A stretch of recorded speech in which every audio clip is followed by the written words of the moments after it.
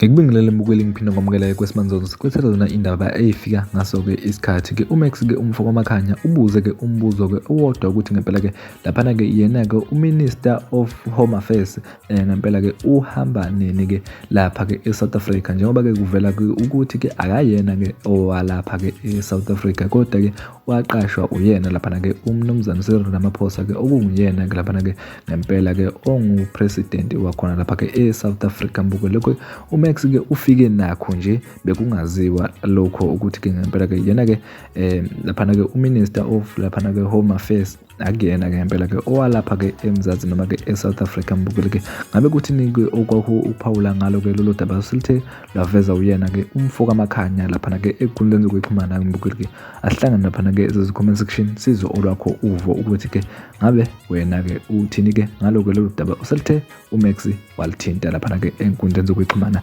asihlangane laphana-ke kuyona-ke ivideo mbukele-ke nakuma-comment section siyabonga. Ake sithi kumbeka eceleni kancane uMalema siyabuya kuye. Uphindela nini lo kwela kubo eZimbabwe? UMinister of Home Affairs lo he's a Zimbabwean, ubufakazi bukhona, the undoubtable one. YiZimbabwe leli. Uphindela nini kwela kubo uLeon oyiZimbabwe waqashwa uRamaphosa ukuba abe uMinister of Home Affairs la eSouth Africa. UMinister of Home Affairs wala eSouth Africa is a Zimbabwean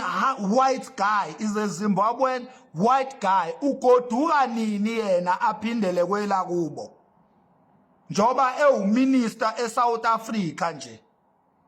DA ugoduka nini uLeon aphindele kwela kubo eZimbabwe?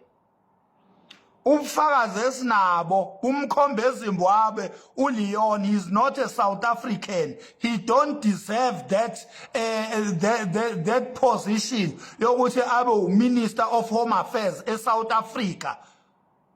You don't deserve. That thing is violating us as South African. Ukuthi iminister yethu ibe yi-foreigner. Ugoduka nini aye kwela kubo ubufakazi esinabo bumkhombe eZimbabwe uLeon. Ugoduka nini? Sinabo-ke nobufakazi obukhomba ukuthi uMalema wadla imali kaJohan Rupert. Uyisholo yena uJohan Rupert ubufakazi nje obuqanda ikhanda is the horse's mouth. uJohan Rupert uyisholo yena la khona ukuthi uyena owafanda noma owanikeza uMalema imali wayidla. Enje imseha lapho kwa Minister of South African Defence Force. Awukahle njengoba uthi uzokhipha amasosha nje uthini umthetho okhishwa kwamasosha eSouth Africa? Ithini constitution, ithini law yokukhishwa kwamasosha eSouth Africa? Yini umsebenzi wamasosha? Njengoba uthi uzowakhiphela iprotest nje yini umsebenzi wamasosha?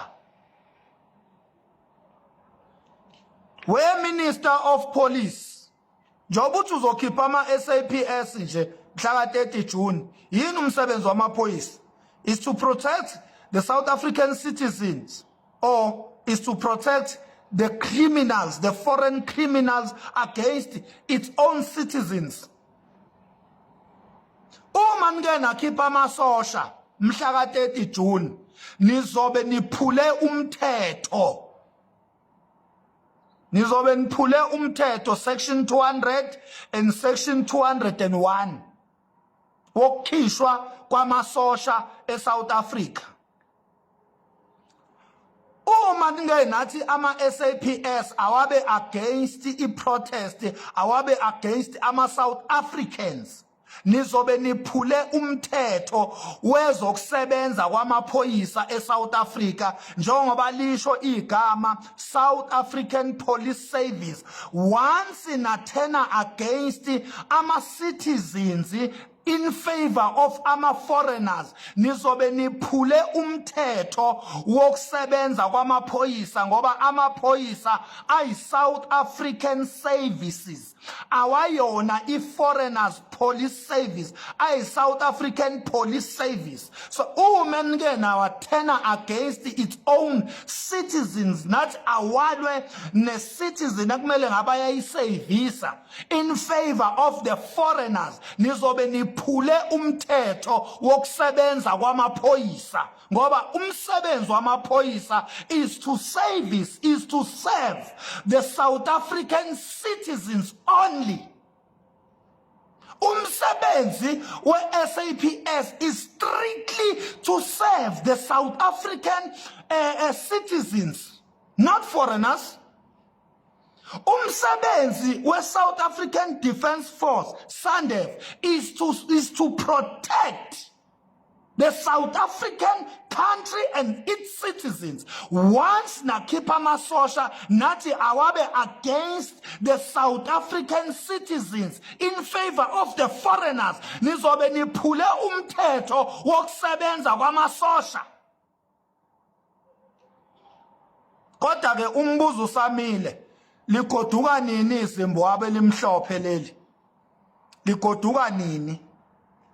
Yini indaba uHome Affairs wase South Africa uphathwe yiZimbabwe elimhlophe? Ilona leli elithi livula ama-ofisi akwa-Home Affairs ko-America, ko-Switzerland. Leli Zimbabwe elimhlophe leli lithi livulela belungu ukuthi bazochanasa la eSouth Africa. Leli Zimbabwe leli elimhlophe ligoduka nini leli Zimbabwe ngoba elaseZimbabwe leli Zimbabwe leli elimhlophe uLeon lo owaseZimbabwe goduka nini?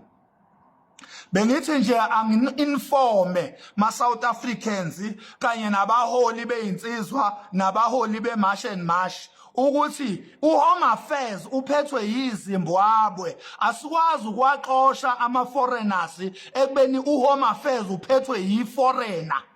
Asikwazi. Azohamba kanjani ngoba i-foreigner lizophinde liwavulele nali i-foreigner eliphethe uHome Affairs. Bekuyileyo i-update yanamhlanje. Sibonge ithuba.